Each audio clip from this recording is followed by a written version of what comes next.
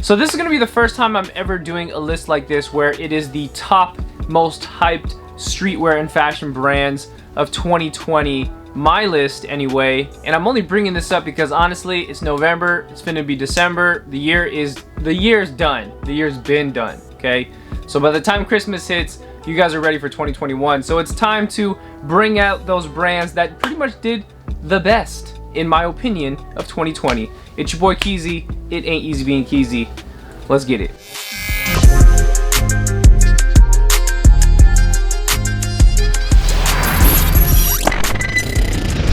And speaking of brands that became hype in 2020 and did actually very well, I gotta bring up Chrome Hearts. Now, admittedly, I don't know enough about Chrome Hearts to really be speaking on it, but the only reason I put it on this list is because what influencer and what celebrity do you know that hasn't put Chrome Hearts on? It's this hat and these pants specifically, and also some of these hoodies that they like to buy as well, and sometimes the jewelry, but the influencers don't really buy the jewelry. The influencers, they just buy the hoodie. Anyways, you get the point. To get you up to speed, this brand is for celebrities. As far as my research goes, I mean, I haven't done much homework on it, but as far as I know, Chrome Hearts is made for celebrities. It's a jewelry brand that somehow, some way, broke into the market of street fashion and in streetwear, and now everybody got it on, especially that hat. Boy, I've seen that hat. I've seen that hat as much as I've seen the D-Squared Icons hat and the Ed Hardy hats and Von Dutch. They're like in the mix of hyped hats per the moment. And I guess if you don't buy those, if you don't want to buy those expensive truckers, you buy Bass Pro. But how can I bring up Chrome Hearts without bringing up the controversy? Because I think sometimes throughout the year, what boosts a brand's popularity could be controversy, whether positive or negative. In this case, it was in Chrome Hearts' favor because the brand Minimal, as we all know, loves to take other people's designs, replicate it, and sell it as if it was theirs, and never says a word of any reference or credibility. And what they happened to do is they took these pants and they made their own version that looked like these, and then Chrome Hearts sued them, and I don't know what happened. I mean, my assumption is Minimal lost the lawsuit. They had to have. I mean, it's a blatant copy. The only thing Minimal needed to do at that point was put Chrome Hearts on the pants tag, and it's like, okay, man, come on, dog. Like, what you doing, man? No, but for real though, that's what happened, and it was big news. It was big controversial news because, as we know, in streetwear and in fashion, people just love to talk, and this became the talk of discussion for like a month or two. But again, I don't know what the end result was. My assumptions is probably right, and with that said, it became extremely hyped, and a lot of people love it now. You know, in my, I guess, tiny reaction to the whole thing is that I guess, you know, it's great that a lot of people are getting into Chrome Hearts.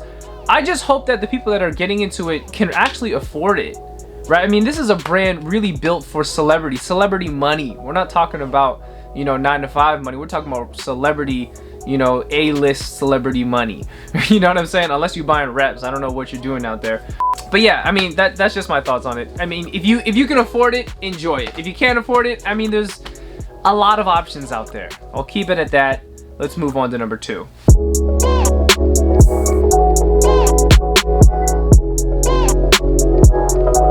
Okay, so for this next one, I think people are gonna think that this one is left field, but the next one up is going to be Levi's, but not Levi's the entire brand, but more so vintage Levi's have become more hyped now, more hyped than ever. And I know there's going to be some people that might watch this and be like, well, I've been collecting vintage Levi's for 7 years. You don't know what you're talking about. I'm sure there are many people out there that are like that. But I'm going to tell you right now, 2019, 2020, going into next year is going to be hotter than ever because everybody loves vintage stuff, right? But I guess I don't want to call them grails, but what people are really gunning after within that vintage section, besides t-shirts, rock band tees, and whatever, they want to complement that with the vintage Levi's. Now, do I know the numbers that everyone's gunning after? I don't. Am I a Levi's lover myself? No, I'm into Evisu, and I never really liked to settle with Levi's. The only time I ever bought Levi's was when I was in like high school wearing a white tee, 501 Levi's, and Nikes, and the quality was so bad that it would dye your white shoes blue.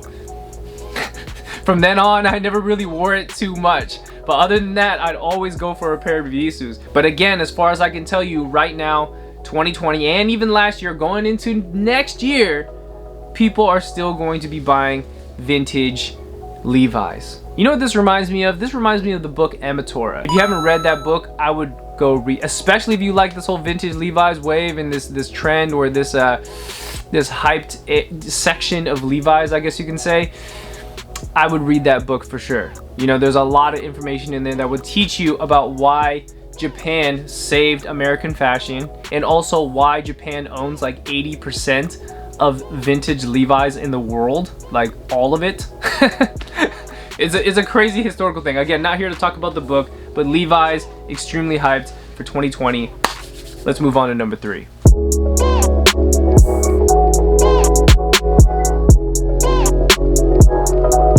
So Carhartt, yes, Carhartt, the whole workwear movement, I love it. I think it's great. A lot of people have jumped onto it, and this is one of the most economical fashion trends and or brand to buy into that makes sense why it could be hyped or popular.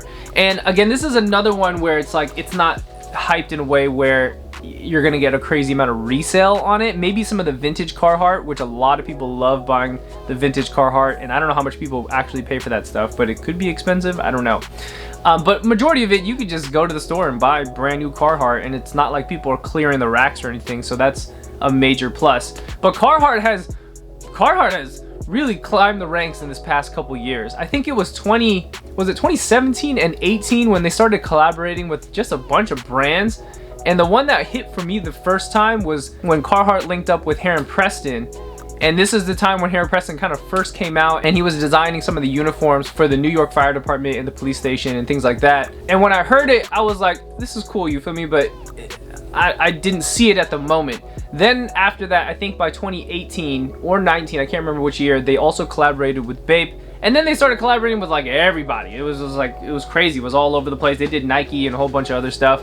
And now they've really fully tapped into the street fashion section, and it's really hard to scroll anyone's feed for the moment and not see a Carhartt piece, whether it's the Detroit jacket or the double front pants, retailored or reworked double front pants, something with paint splatter on it. I've already talked about this. It feels like I've talked about this almost like 15 times at this point. I mean, you guys get the idea. You already know what my opinion is on the whole movement. I already just told you. I love it. I think workwear and just Carhartt in general, it's quality stuff. You get bang for your buck, and it's not that expensive, lasts for a long time. What more can I say?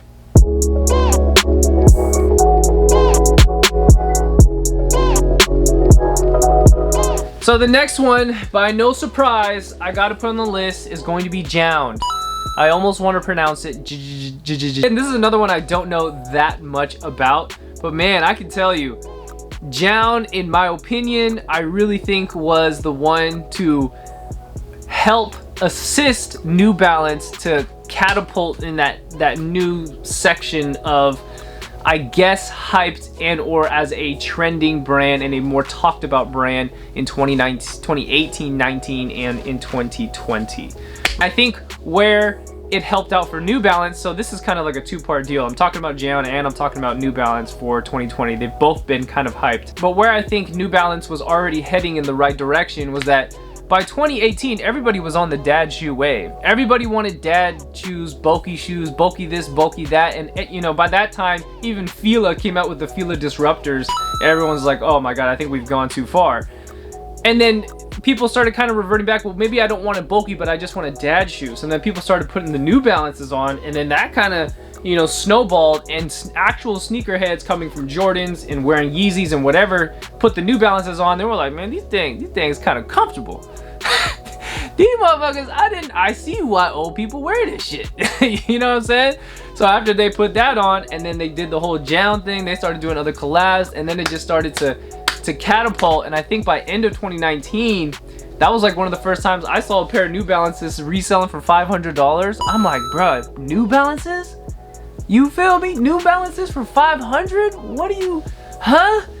And here we are now, JRPG being resold for $1,200 New Balances. Ridiculous, crazy. I would never pay that. No, you got, no. I'd pay like 300. That's it. But yes, not to talk too much about it, JRPG New Balance went crazy. And might I add, I might also think that JRPG in the hype area also helped to assist the whole tote bag wars that we have going on right now. Everybody that probably used to wear fanny packs, you know, it's like that, it's the evolution of like the streetwear influencer now wears tote bags, and I'm pretty sure JRPG might have been behind that. You know, again, I don't know much. I gotta do more homework on this and maybe fill me in the comments below. Maybe there was like 2 other brands that probably helped assist this before JRPG did. But bruh, have I seen enough JRPG tote bags? Or just tote bags? Tote bags everywhere.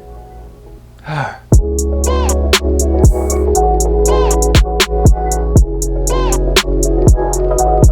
think if I waited too long, I probably couldn't have talked about this next brand. And the next brand is going to be Dior, or some people like to pronounce it Dior, or something like that. I don't know how you guys like to pronounce it. But anyways, Dior has been extremely hyped for this past year, and I mean, most notable was obviously those Converse looking things, and then also the thing that they did with Jordan, that collaboration with the Jordan 1s with the Dior monogram thingy, or is it the word monogram? Anyways, with their print on the swoosh. And whether you like this shoe or hate this shoe, you gotta admit, everybody talked about it. Everybody talked about it, and it's crazy that, to me, you know, if you spoke to me 5 years ago and be like, oh yeah, there's gonna be a Dior and Jordan collab and it's gonna go crazy, I would have been like, what are you talking about? Like, what? And we live in this space now where everything is fusing now. You got designer brands fusing with things like Jordan, then you got Supreme and LV, right? So you got all these brands kind of combining and mixing together and then coming up with creations like this. If I were to just say why people were kind of talking about it in that way, you know what I mean? Is because, first of all, the design, my personal opinion, if I were to give that reaction, is the design is not that good, you know? And I'm only saying this because it didn't retail for what like a Jordan 1 retails at. Like, Jordan 1s normally retail at what? Like 190, 170, somewhere around there, right? This one went above and beyond for no reason, because they were trying to tell people that it was some kind of certain leather or something, right? It was made like with Italian fabrics. I don't know what the story is that they try to sell everybody, but this thing retailed at like $2 grand. Was it not $2 grand? $2 grand or 1,000? Anything past 300. You're like, you got me. No for that. No. That, like, this, you know what this collaboration was? This just solidified influencers. Like, if you bought this shoe, bro, you're an influencer, whether positive or negative. Like, the only people that I know that bought this shoe was either people that owned a consignment store, and they probably didn't even buy it. They probably just traded some stuff and then got the shoe. And if they're excluded from the list, it's all the YouTubers, the big YouTubers that own this shoe. Or it's like those huge Instagram sneaker accounts that own the sneaker. And it's like, who is buying this for 10 G's? Because didn't it resale after for like $10,000?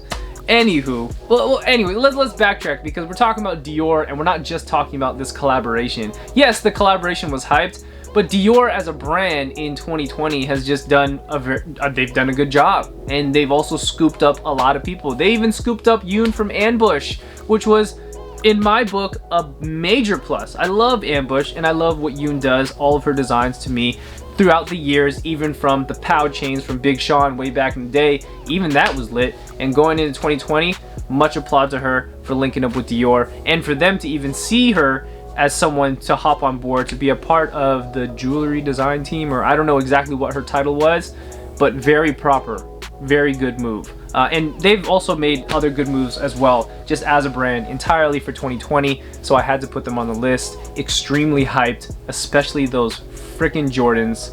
Enough about it, let's keep going.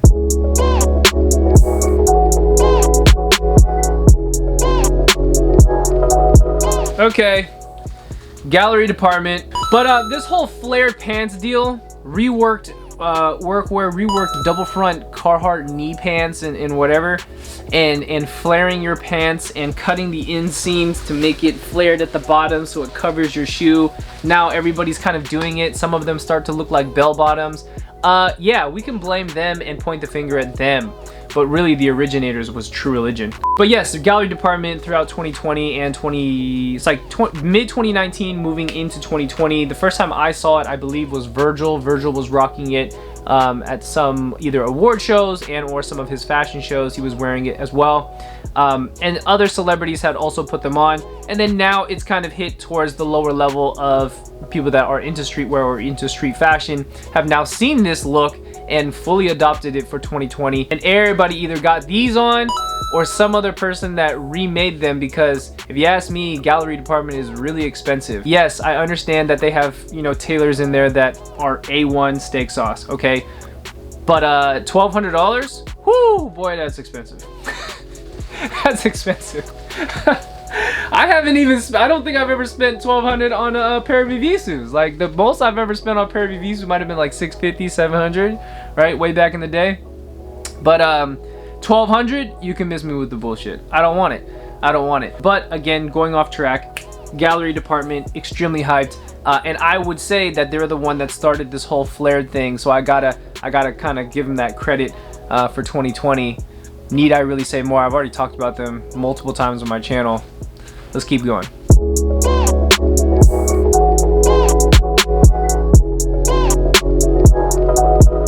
So we can't talk about hyped street fashion brands without talking about the whole remade sneaker stuff. You guys ready? Are you ready? I know like 80% of the audience just doesn't even like to hear about this stuff. But hey man, it's hyped, whether positive or negative. So I gotta bring up two brands that really kind of set this whole thing off and kept the controversy going. So I'm gonna bring up the first brand, that's going to be Fugazi. Yeah, haven't talked about Fugazi on the channel in a while. And quite honestly, I think that Fugazi is the one that set off this whole thing. I know what you're saying. You're like, no, he's not. There's this brand, and there's this brand, and there's this brand, and there's the menthols. You can't forget about those. The Fugazi one in the chambers is the modern day menthols. Period. And and it's more attainable if you ask me. It's not half as much as how much are menthols? Those things got to be crazy expensive. But yes, that's what I think. I think that when Fugazi came in, they dropped the shoe. Everybody was going crazy. Everyone was like, "Whoa!" It was kind of like, I've never really seen this before. It's going crazy, right? The hype was going crazy for it. Then after the sneaker dropped, and then all these other brands probably saw what Fugazi was doing, and they're like, "Oh, he's just remaking the. Oh, okay, yeah, I'm gonna remake it too." But what happens when people try to replicate an idea? Typically, they grab 80% at most of what the person actually does. But what really happens, they probably grab like 20% of the concept of what he did. And then, you know, when you grab 20% of something, a majority of the people that try to copy that idea aren't going to do as well, and it's not going to look as good. Therefore, those who try to copy the idea will make the original person, I don't know, it makes people think about it a different way, which is unfortunate, and that's kind of what happened. In my book, I still love Fugazi out of all of them because it's what set it off. And yes, I agree that there are a lot of brands out there that are trying to do this whole remade thing, and they're not cutting it. To say the least, they're not doing so good. And then there's some that come out and they do a great job, whether it's remaking the Jordan 1, Air Force 1, Babesta, whatever. There's some good ones and there's some bad ones. Hell, if you look at any of the Jordan 1 retail pairs that's actually released from Jordan, you don't buy all of the Jordans, do you? Why don't you buy all of the Jordans? You don't buy all of the Jordans because not all of them are great. In fact, they make weird stuff like this, and this is real. This is not remade. Right? You're like, no, just make me the Chicago, and then they make you this.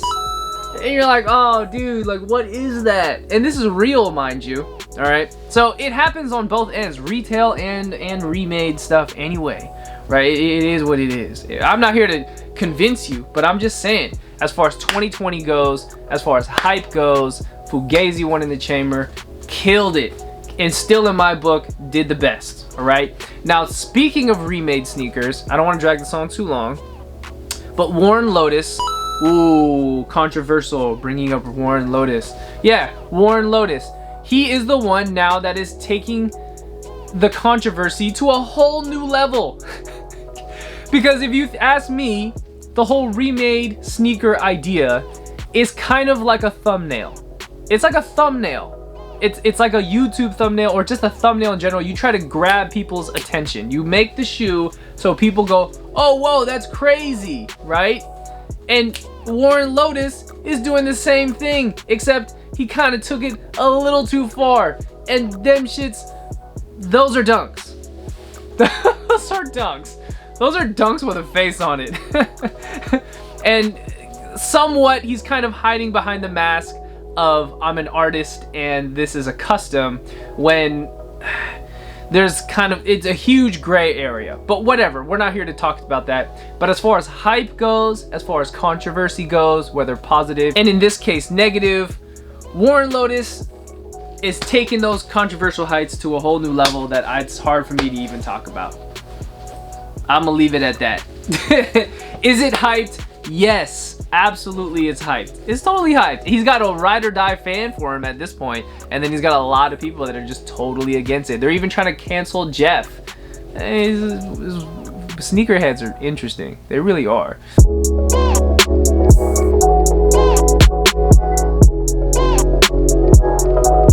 You know, I can't even believe I'm ending with this. Yeah, I don't have any more but this one. I'm ending with Supreme. Yeah, I can't believe I'm ending with Supreme. I wish I had a better one to end with. Maybe I should have rearranged this order, but look, I'm ending with Supreme because it just sold for $2.1 billion. What? Huh? 2.1 billion? Do you know what I could do with $2.1 billion? I could buy all the Bapestas in the world and buy me a Bape museum. But I can make a Bapesta museum. Lit. I probably wouldn't need $1 billion, but you get what I'm saying. It would be kind of cool. Anyways, jokes aside, Supreme did get sold for $2.1 billion. This is the second, wasn't this the second time they got sold?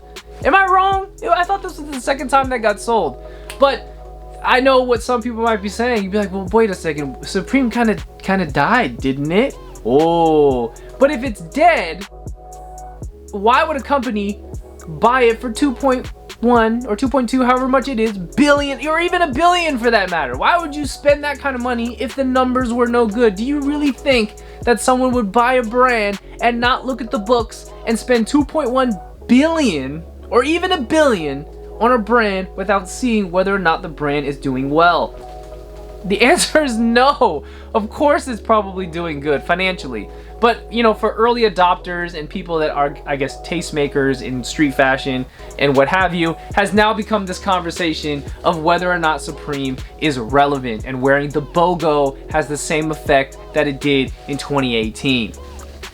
I don't know. Does it? I never wore Supreme, never bought into Supreme, because I don't know, I never skateboarded. I just never really saw appeal in it to begin with. Speaking on both sides, you got the ride or die Supreme heads that are just, they're just gonna ride with Supreme to the very end.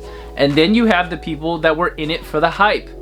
They've probably already left. They're off wearing Chrome Heart's gallery department in tote bags and stuff. Small joke there. Who knows? Where do I fall? I think I still give my utmost respect to Supreme as a brand, lasting throughout all these years and building such a loyal fan base, and honestly being the most hyped streetwear brand for a long time, even though Bape and Supreme have kind of gone back and forth like this. I don't want to go off on that argument right now, but yes, Supreme has gone through the ranks, and now selling for 2.1 billion says a lot. It says a lot. Is it going to be sold at the mall? I don't know, man. We're just gonna have to see till next year. Leave your thoughts in the comments about that. Yeah.